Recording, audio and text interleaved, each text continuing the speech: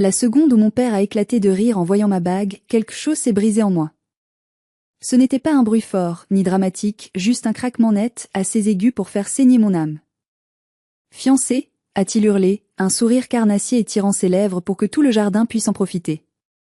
Ne sois pas ridicule. Qui voudrait jamais t'épouser? Regarde-toi. Tu es aussi terne que ce morceau de verre à ton doigt. Les rires ont fusé. Les verres ont tinté. Ma sœur a ricané en couvrant sa bouche manucurée. Je suis restée là, figée dans ma robe simple, souriant comme on m'avait appris à le faire sous la torture psychologique de cette famille. Je sentais la chaleur de l'humiliation me brûler les joues, mais je ne pouvais pas bouger. Je voulais hurler, mais ma voix était morte dans ma gorge depuis des années.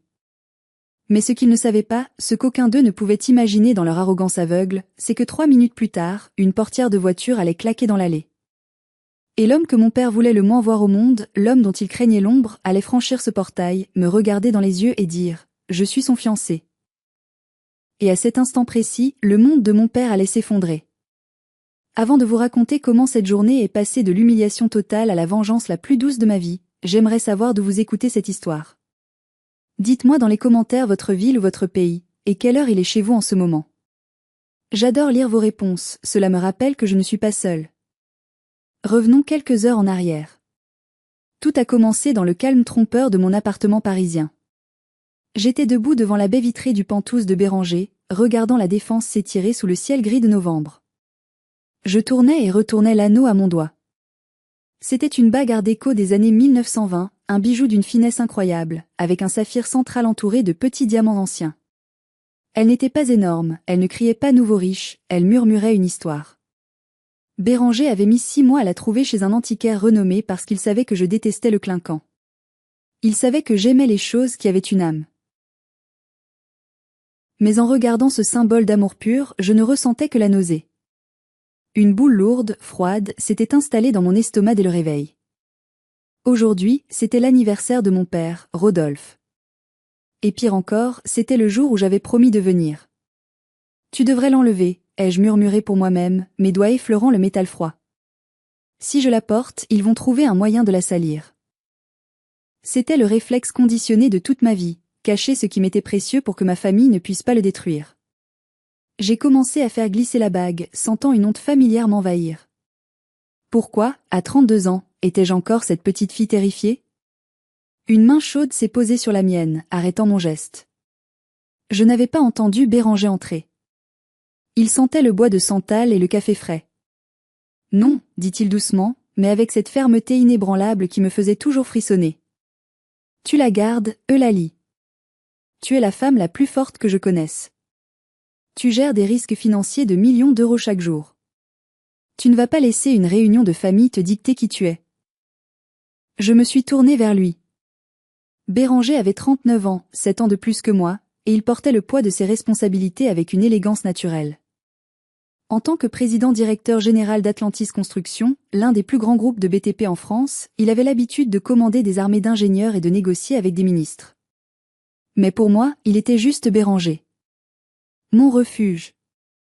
Ils ne savent pas, ai-je chuchoté. Ils ne savent pas pour nous. Ils ne savent pas qui tu es. Et c'est mieux ainsi pour l'instant, a-t-il répondu en embrassant mon front. Je veux qu'ils te respectent pour toi, pas pour mon titre. Mais je te promets une chose, je ne serai pas loin. La réunion du conseil d'administration finit à 13 heures. Je serai là pour le dessert. Il ne savait pas à quel point j'aurais besoin de lui bien avant le dessert. J'ai pris ma voiture, une petite berline fiable mais modeste que je gardais exprès pour mes visites chez mes parents. Je ne voulais pas leur montrer ma réussite. Je ne voulais pas qu'ils sachent que je gagnais 3 fois le salaire de mon père. Dans leur récit, j'étais Eulalie la ratée, la fille trop sérieuse, celle qui n'avait pas de mari, pas d'enfant, pas de glamour. Et étrangement, c'était plus sûr de les laisser croire ça. Le trajet vers les Yvelines a duré 1 heure, mais cela m'a semblé être une éternité. Chaque kilomètre qui me rapprochait de la maison d'enfance augmentait ma tension artérielle. Je me souvenais des critiques constantes, des comparaisons, de la façon dont mes succès scolaires étaient ignorés tandis que le moindre sourire de ma sœur Floriane était célébré comme un exploit national. J'ai garé la voiture un peu à l'écart. J'ai pris une grande inspiration, j'ai touché ma bague une dernière fois comme un talisman, et je suis sortie. Je marchais vers la gueule du loup.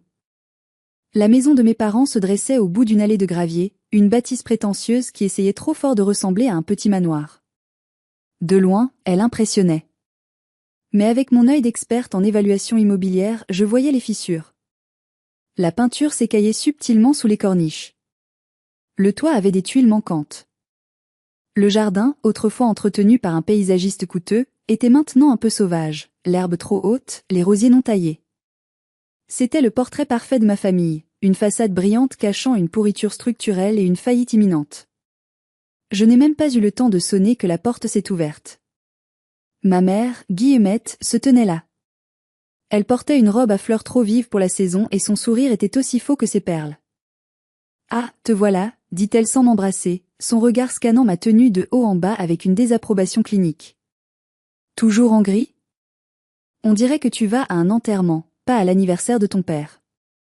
Tu n'as pas trouvé un mari, mais tu pourrais au moins trouver un styliste. » « Bonjour, maman. »« Je vais bien, merci de demander, » répondis-je, ma voix neutre, professionnelle. C'était mon armure. Ne rien ressentir. Ne rien montrer. « Entre vite, ne laisse pas entrer le froid, » soupira-t-elle en tournant les talons. Le salon était déjà bondé. Oncle, tante, cousins, tous ces gens qui composaient la cour royale de mon père. L'air était saturé d'un mélange esséurant de parfums lourds et d'odeurs de cuisine grasse. Et au centre de tout, il y avait Floriane. Ma petite sœur. L'enfant doré. À 25 ans, Floriane n'avait jamais travaillé un seul jour de sa vie. Elle se définissait comme créatrice de contenu, ce qui signifiait qu'elle passait ses journées à se prendre en photo avec des vêtements qu'elle ne pouvait pas se permettre et à poster des citations philosophiques qu'elle ne comprenait pas. Elle portait une robe de cocktail scintillante qui coûtait probablement plus cher que ma voiture. Elle tenait une coupe de champagne et riait trop fort à une blague de mon oncle. Dès qu'elle m'a vue, ses yeux se sont plissés. « Oh, regardez qui a décidé d'honorer le petit peuple de sa présence » s'écria-t-elle. « Eulalie. Tu as l'air fatiguée. Le travail de bureau, ça ride, tu sais? Tu devrais essayer ma nouvelle crème au caviar. »« Bon anniversaire à papa » dis-je en ignorant sa pique, cherchant mon père des yeux. Rodolphe trônait près de la cheminée, un verre de whisky à la main. Il avait vieilli, ses cheveux s'étaient raréfiés, mais son ego, lui, avait pris du volume. Il portait un costume qui tirait un peu trop sur les boutons au niveau du ventre. « Papa » dis-je en m'approchant. Il me jeta un coup d'œil distrait, comme on regarde une mouche un peu gênante. « Tu es en retard, Eulalie. »« Comme d'habitude. » Aucun respect pour le temps des autres. J'étais arrivé avec 5 minutes d'avance. Mais la vérité n'avait aucune importance ici. Je discutais justement avec l'oncle Marc de ma promotion, continua-t-il en haussant la voix pour que tout le monde l'entende. Le siège social a enfin compris que je suis indispensable. Je vais être muté à la Défense le mois prochain. Je travaillerai directement avec le comité exécutif d'Atlantis. Je me suis raidi. Atlantis Construction. L'entreprise de Béranger. Le grand patron, le mystérieux PDG dont personne ne voit jamais le visage, m'a personnellement envoyé un email pour me féliciter de mes chiffres, ment-il avec un aplomb effrayant. On est comme ça, lui et moi. Il croisa 2 doigts boudinés. Je savais pertinemment que c'était faux. J'avais vu les rapports de Béranger sur la table de la cuisine ce matin même. La branche régionale dirigée par mon père était sous surveillance pour performances médiocres et irrégularités comptables. Il n'était pas promu. Il était sur la sellette. Mais je n'ai rien dit. J'ai mordu l'intérieur de ma joue. À quoi bon? Il croirait toujours ses mensonges plutôt que ma vérité. C'est merveilleux, Rodolphe, s'extasia ma tante. Tu es vraiment le pilier de cette famille. Eh bien, il faut bien que quelqu'un ramène de l'argent et du prestige ici, dit-il en me lançant un regard lourd de sous-entendu. Ce n'est pas avec le salaire de fonctionnaire d'Eulalie qu'on va briller. Je ne suis pas fonctionnaire. Je suis auditeur senior dans un cabinet privé international. Mais il n'avait jamais pris la peine d'écouter ce que je faisais réellement. Je me suis dirigé vers le buffet pour me servir un verre d'eau, espérant devenir invisible. C'est là que tante Lison m'a rejointe. Lison était la sœur de ma mère, mais elle était tout l'opposé, franche, un peu brouillonne, et la seule personne ici qui m'aimait vraiment. Ne les écoute pas, ma chérie, chuchota-t-elle en me pressant le bras. Tu vaux mieux qu'eux. Puis, son regard est tombé sur ma main gauche. Ses yeux se sont écarquillés. Oh mon Dieu, souffla-t-elle. Eulalie. Est-ce que c'est? Je n'ai pas eu le temps de répondre. Floriane avait suivi mon regard. Elle a poussé un petit cri perçant, pas de joie, mais de pure prédation. Qu'est-ce que tu as au doigt? Hurla-t-elle, attirant l'attention de toute la pièce. Maman. Papa. Regardez. Eulalie porte une bague. Elle essaie de nous faire croire qu'elle est fiancée. Le silence est tombé sur le salon. Mon père s'est tourné lentement vers moi, un sourire cruel se dessinant sur son visage. Le spectacle allait commencer. Le jardin était baigné d'une lumière d'automne pâle, mais pour moi, c'était comme si un projecteur de salle d'interrogatoire venait de s'allumer.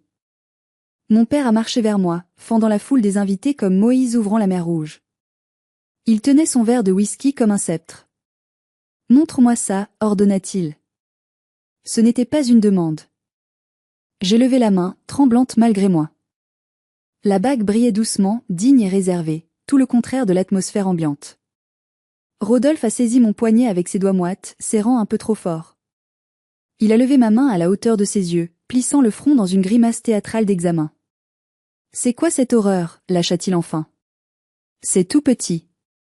On dirait un bijou de grand-mère trouvé dans une brocante de banlieue. »« C'est du style art déco, papa, dis-je, ma voix plus faible que je ne l'aurais voulu.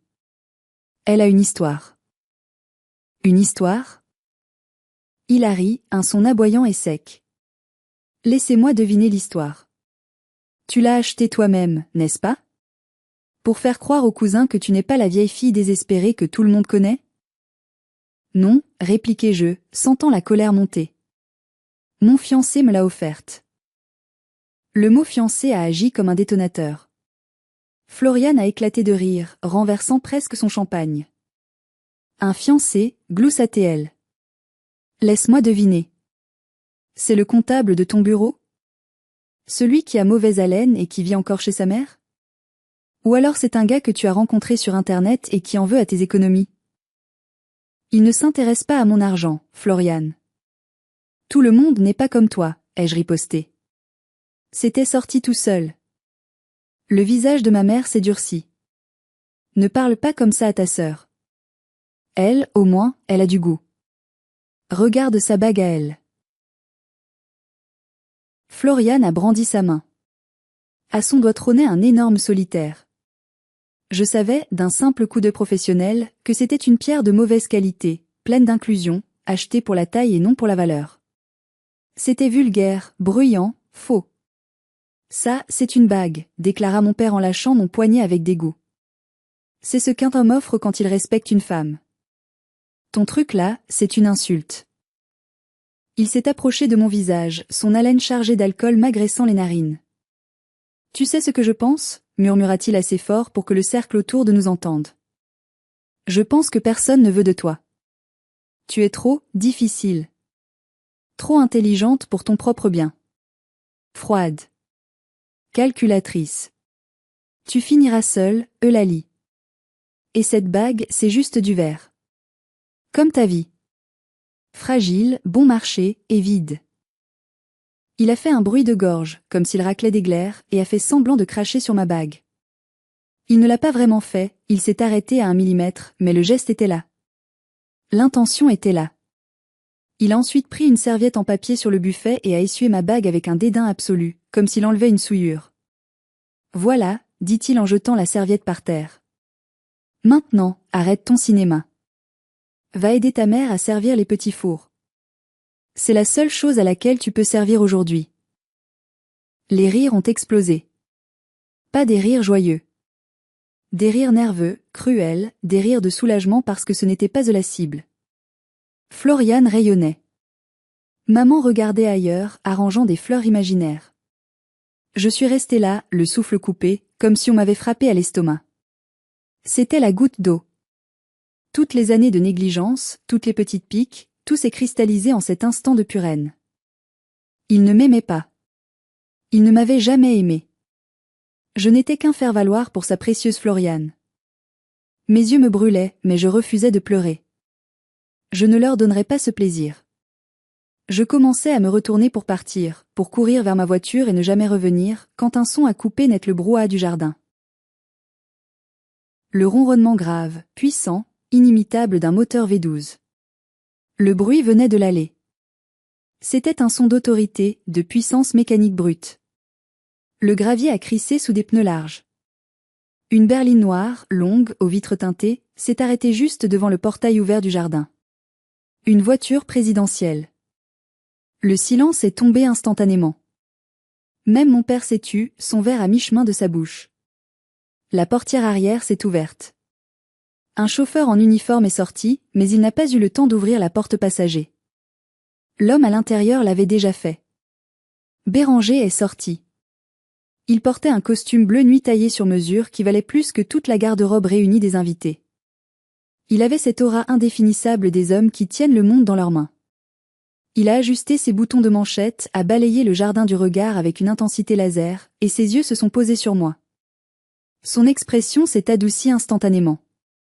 Il a ignoré les 50 paires d'yeux fixés sur lui et a marché droit vers moi. Le gravier ne semblait même pas faire de bruit sous ses pas. Mon père a ouvert la bouche, puis l'a refermée. Il a cligné des yeux. Il a pâli. Le verre de whisky a glissé de ses doigts et s'est écrasé sur la terrasse en pierre, mais personne n'a sursauté. C'était le moment où tout a basculé. Si vous étiez à ma place, après avoir été humilié de cette façon par votre propre père, auriez-vous laissé votre fiancé le détruire sur le champ, ou auriez-vous essayé de calmer le jeu? Dites-moi honnêtement ce que vous auriez fait dans les commentaires. Je lis tout. Béranger s'est arrêté devant moi. Il a vu ma posture rigide, mes yeux brillants, et la serviette en papier froissée à mes pieds. Il a compris. En une seconde, il a tout compris. Son visage est resté impassible, mais j'ai vu la tempête se lever au fond de ses pupilles. Une tempête froide, mortelle.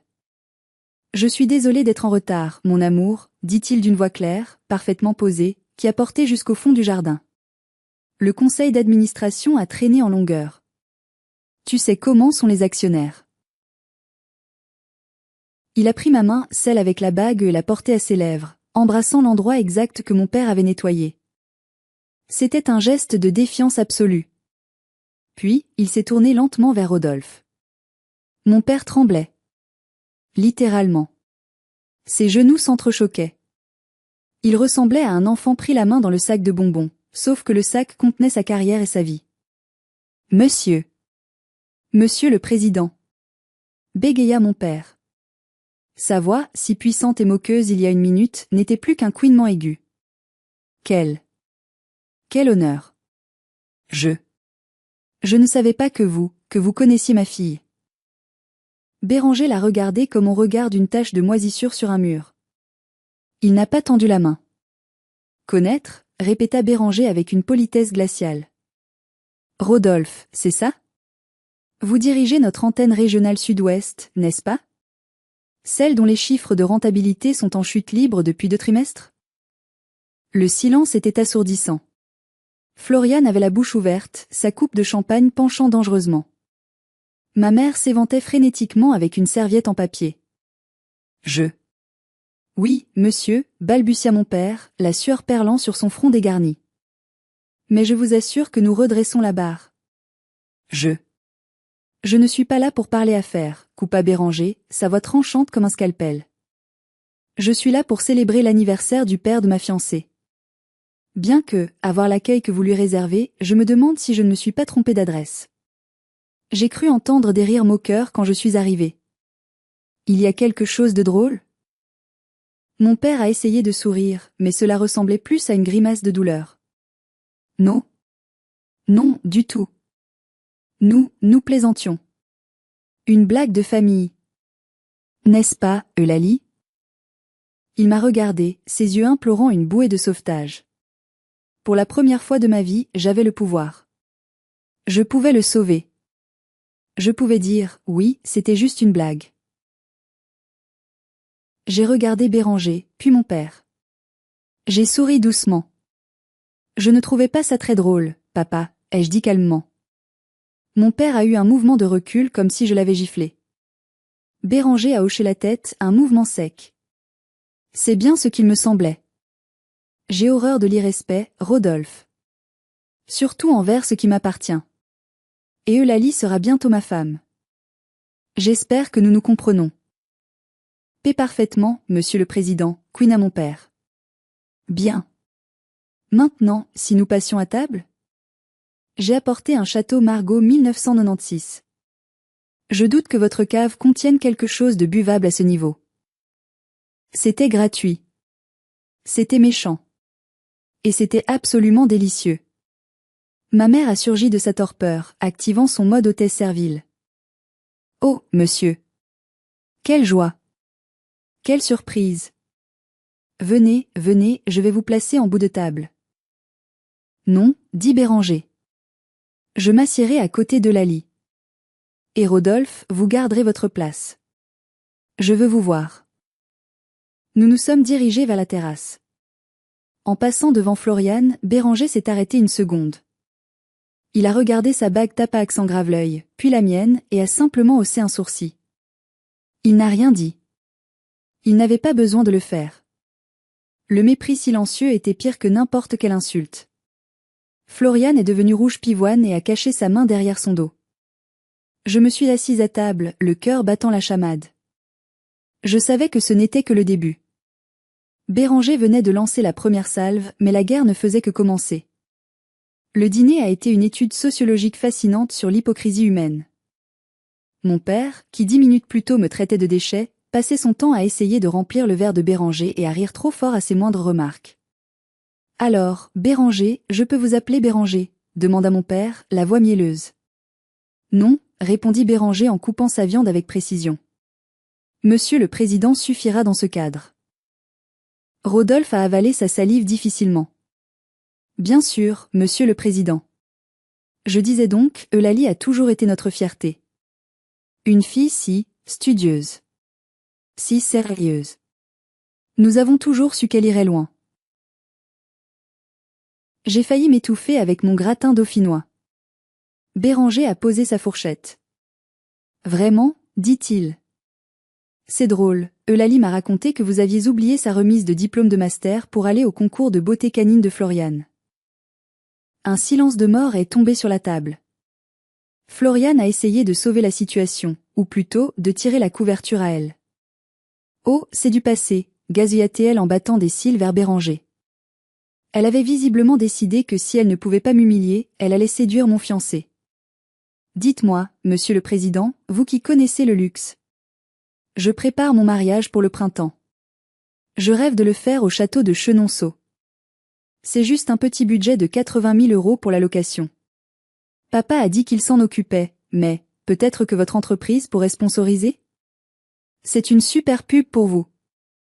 J'ai 5 000 abonnés sur Instagram. J'ai vu la mâchoire de Béranger se contracter. 5 000 abonnés? C'est le nombre d'employés que je licencie quand je ferme une filiale inefficace, mademoiselle. Et non, nous ne sponsorisons pas les mariages. Rodolphe est intervenu précipitamment, voulant prouver sa valeur. Ne l'embête pas avec ça, ma puce. Papa gère. J'ai déjà versé la compte de 20 000 € hier. Et le dossier de crédit pour le reste est bouclé. La banque a donné son feu vert ce matin. Mon cerveau s'est arrêté.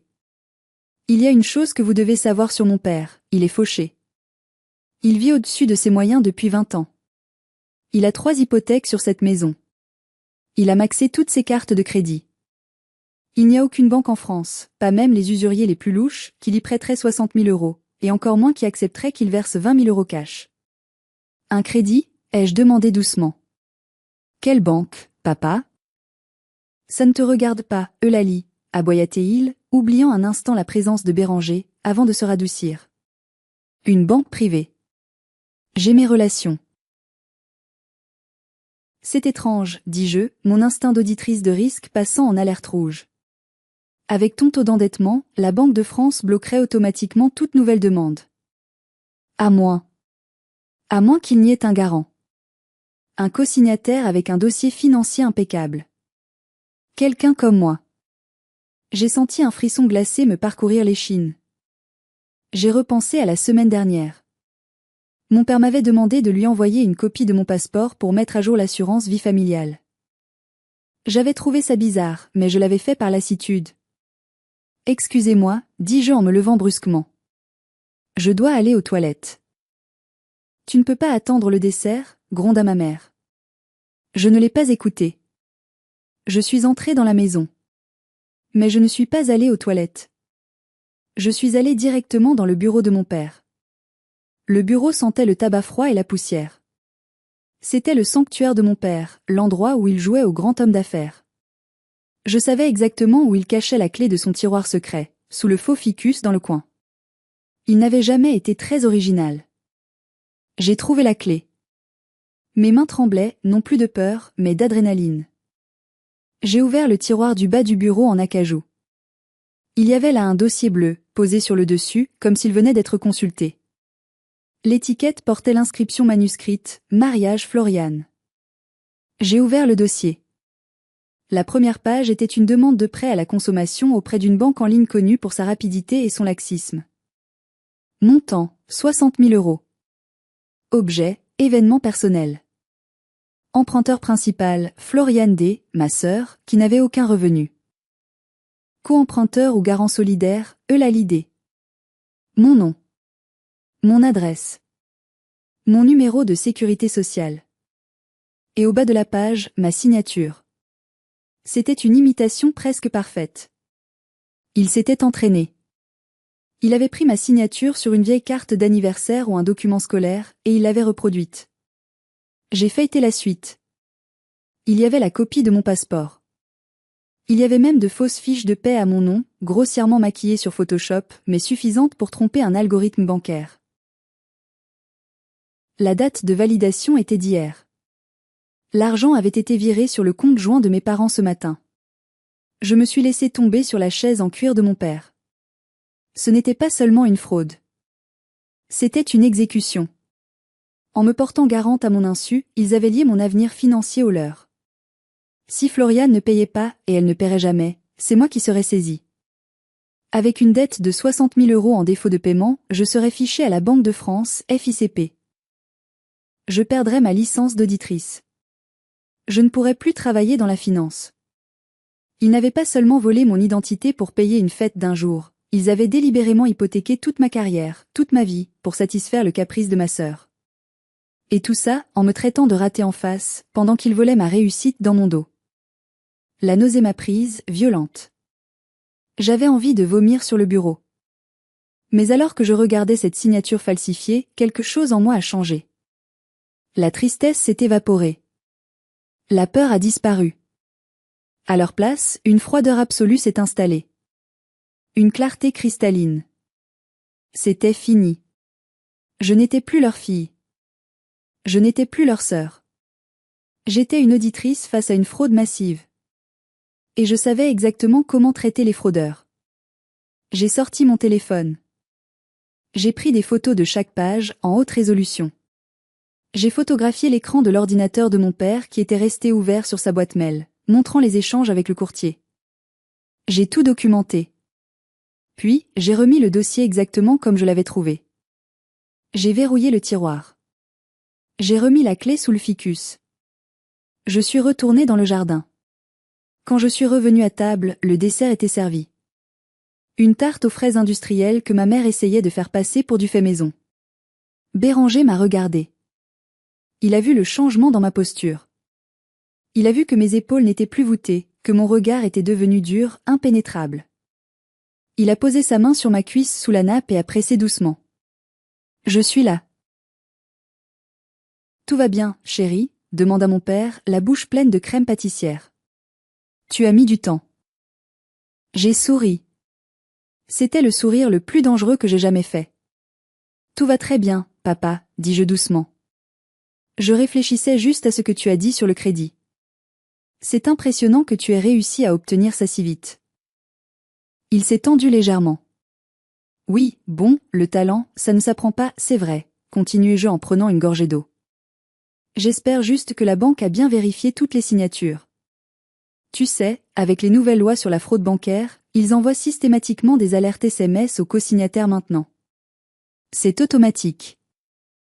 La fourchette de mon père s'est figée en l'air. Florian a arrêté de mâcher. Quoi, dit-il, sa voix montant d'une octave. Des alertes? Oui, mentis-je avec aplomb. Pour lutter contre l'usurpation d'identité. Si un numéro de téléphone ne correspond pas au dossier national, la police est prévenue dans les 48 heures. C'est une nouvelle directive européenne. Béranger en parlait justement l'autre jour. Je me suis tourné vers Béranger. Il n'a pas scié. Il a compris mon jeu instantanément. Absolument, dit-il de sa voix grave. La fraude à l'identité intrafamiliale est devenue un crime prioritaire. 5 ans de prison ferme, 375 000 € d'amende. On ne rigole plus avec ça. J'ai vu la couleur quitter le visage de mon père. Il est passé du rouge au gris cendre en 3 secondes. Il a regardé ma mère, paniquée. Ma mère a baissé les yeux sur son assiette, ses mains tremblant violemment. Il savait. Et maintenant, il savait que je savais, ou du moins, qu'ils étaient en danger mortel. Mais bon, dis-je joyeusement en me levant. Ce n'est pas votre cas, n'est-ce pas? Papa a dit qu'il avait ses relations. Tout est légal. J'ai pris mon sac à main. Nous devons y aller, annonçai-je. Béranger a une conférence téléphonique avec Tokyo. Merci pour ce repas instructif. Déjà, Queen à ma mère. Mais le café. Pas de café, trancha Béranger en se levant. Il dominait mon père de toute sa hauteur. Rodolphe, j'attends votre rapport rectificatif sur mon bureau lundi matin. Et ne faites pas d'erreur cette fois. Nous avons marché vers la voiture sans nous retourner. J'ai senti leur regard brûler mon dos. La panique. La terreur. Dès que les portières lourdes de la berline se sont refermées, isolant le bruit du monde extérieur, j'ai craqué. Je n'ai pas pleuré. J'ai commencé à trembler de rage. Ils ont volé mon identité, dis-je à Béranger, ma voix brisée. Ils ont pris un crédit de 60 000 € à mon nom pour le mariage de Florian. J'ai les photos. Béranger n'a pas dit un mot. Il a sorti son téléphone. Il a composé un numéro. Maître Vianney? C'est Béranger. Je suis désolé de vous déranger le week-end. J'ai besoin que vous prépariez un dossier pénal urgent. Usurpation d'identité, faux et usage de faux, escroquerie en bande organisée. Les coupables sont Rodolphe et Guillemette D. Oui, mes beaux-parents. Je veux que vous les détruisiez. Légalement. Totalement. Il a raccroché et m'a pris la main. La guerre est déclarée, Eulalie. Et ils n'ont aucune idée de l'arme nucléaire qui vient de se braquer sur eux. Les 3 jours qui ont suivi ont été un mélange surréaliste de silence radio et d'activité frénétique. Mon père ne m'a pas appelé. Il devait être terrifié, attendant que la police frappe à sa porte suite à mon mensonge sur les alertes SMS. Mais la police n'est pas venue tout de suite. Nous avions un meilleur plan. Lundi matin, j'ai déposé une plainte officielle auprès du procureur de la République avec l'aide de l'avocat de Béranger. Nous avons également notifié la banque prêteuse que le prêt était frauduleux. Mardi, la banque a gelé le compte de mes parents. L'argent du prêt, qu'ils avaient déjà commencé à dépenser, la compte au château, une nouvelle voiture pour Florian, a été bloqué ou réclamé. Mercredi, j'ai lancé l'appât. J'ai envoyé un SMS à ma mère. Maman, je me suis senti mal d'être partie si vite. Je veux me faire pardonner. J'ai pris rendez-vous pour Florian chez Céleste Mariage, avenue Montaigne vendredi à 14 h.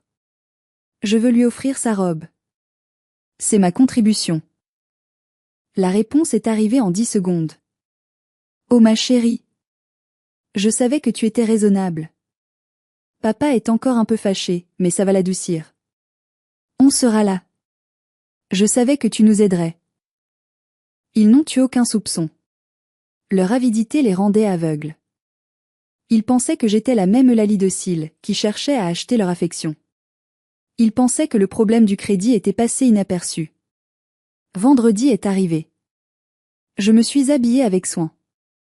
Un tailleur pantalon blanc immaculé, des talons aiguilles, mes cheveux tirés en un chignon strict. Je ne ressemblais plus à la victime. Je ressemblais à la Némésie. Béranger voulait venir, mais j'ai refusé. C'est mon combat, lui ai-je dit. J'ai besoin de les regarder dans les yeux quand le couperet tombera. Toi, occupe-toi de Rodolphe au bureau. Avec plaisir, avait-il répondu avec un sourire froid. Je suis arrivé devant la boutique de luxe. À travers la vitrine, je les voyais. Floriane, ma mère, et même mon père qui avait pris son après-midi, probablement en mentant encore à son patron. Il buvait du champagne offert par la maison. Floriane tournoyait dans une robe sirène incrustée de cristaux Swarovski. Elle avait l'air heureuse. Elle avait l'air d'une princesse. J'ai pris une grande inspiration. J'ai fait signe à l'homme qui attendait dans une voiture banalisée de l'autre côté de la rue.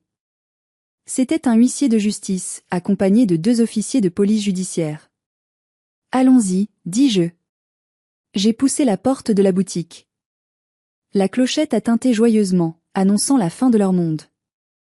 Eulalie, s'écria Floriane en me voyant entrer. Elle ne remarqua pas tout de suite les 3 hommes derrière moi. Regarde. C'est la robe princesse Grèce. Elle coûte 12 000 €, mais puisque tu paies, j'ai pensé que... Elle s'est tue en voyant mon visage. Je ne souriais pas « Bonjour, Floriane ». Bonjour, papa, maman. Tu es en retard, grommela mon père, le verre de champagne à la main. Allez, sors ta carte, on a d'autres courses à faire. L'huissier s'est avancé.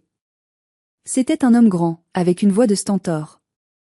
Monsieur Rodolphe D. Madame Guillemette D. Mon père a froncé les sourcils. C'est moi. Qui êtes-vous?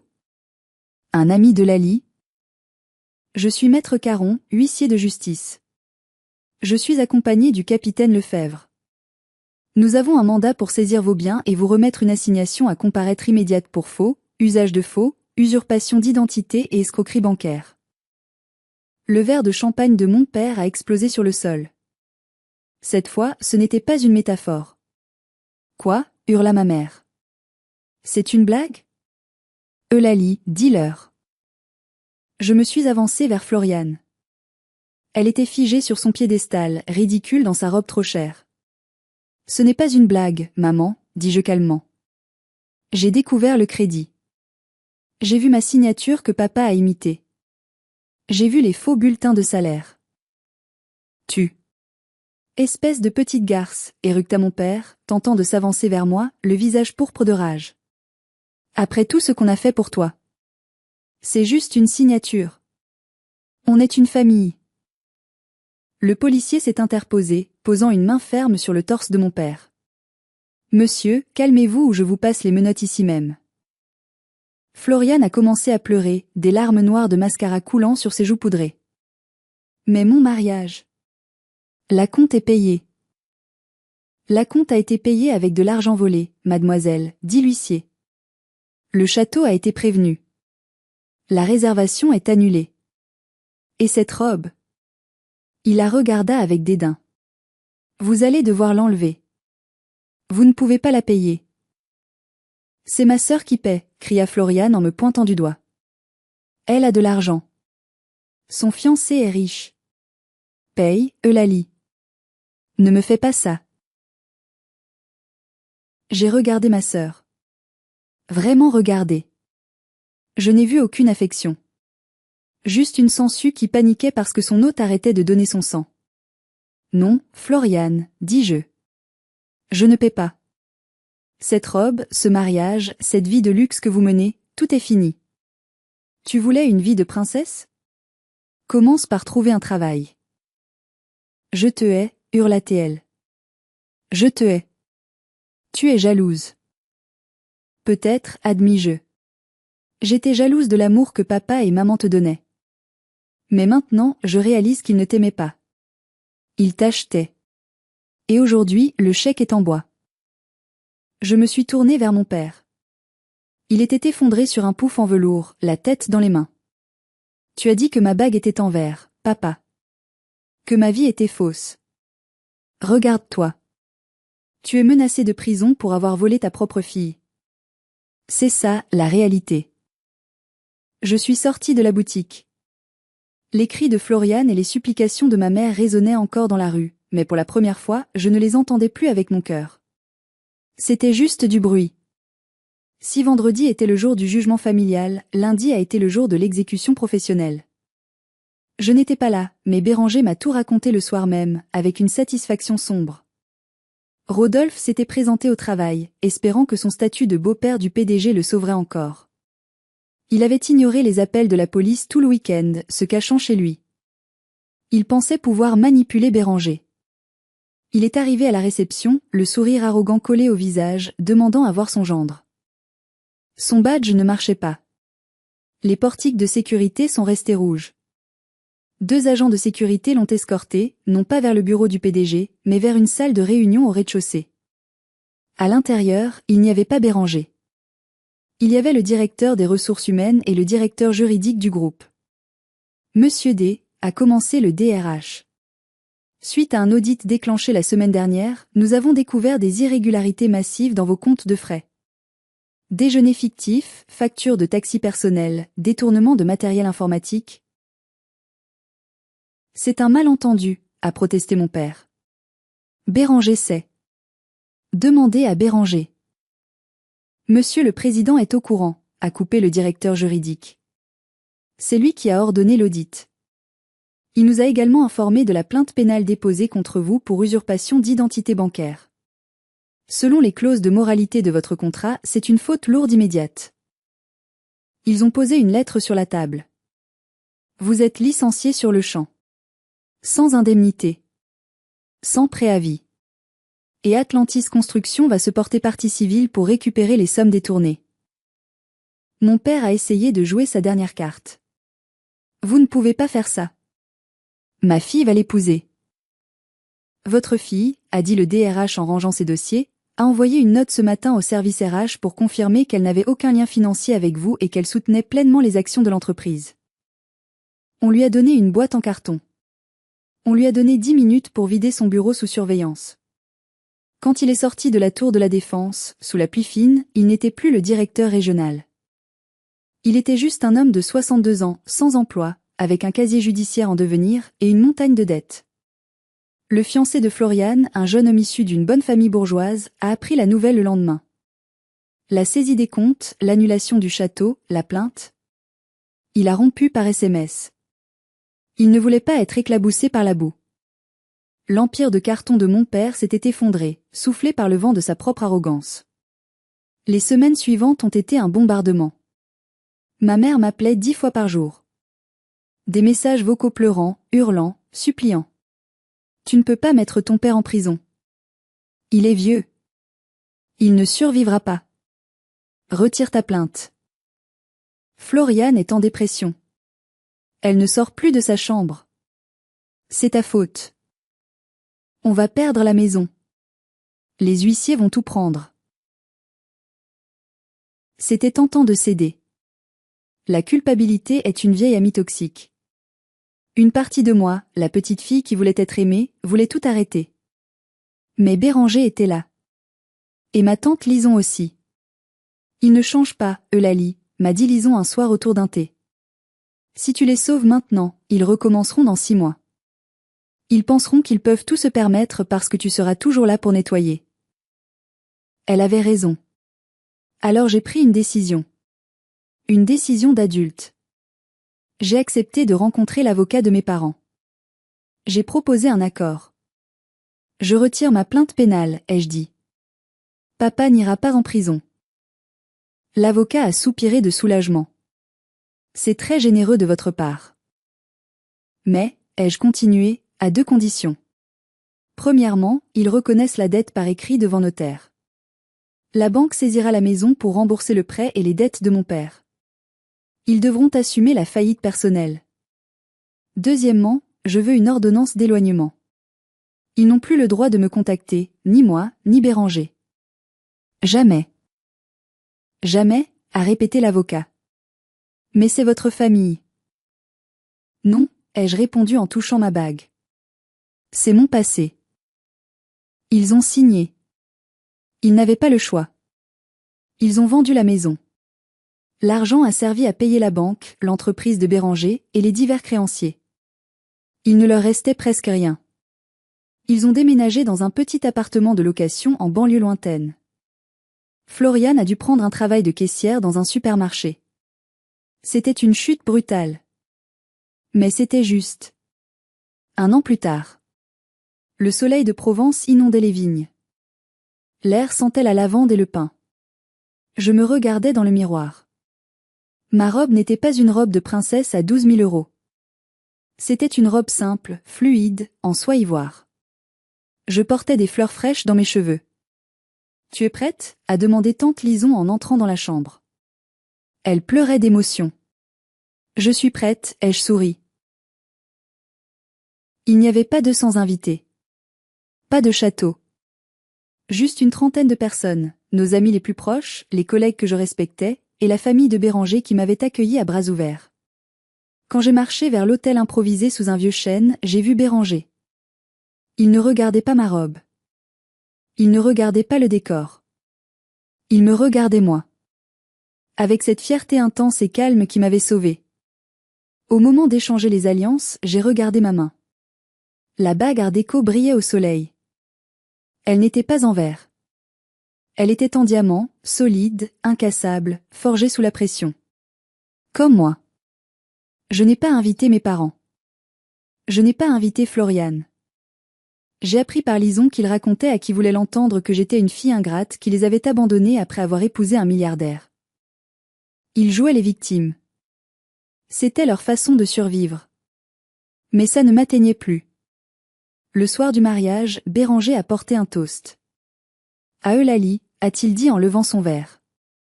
Non pas parce qu'elle est ma femme. Mais parce qu'elle est la personne la plus courageuse que je connaisse. Elle a eu le courage de se choisir elle-même. J'ai regardé autour de moi, entouré d'amour véritable, pas d'amour conditionnel ou acheté. J'ai réalisé que la famille, ce n'est pas le sang.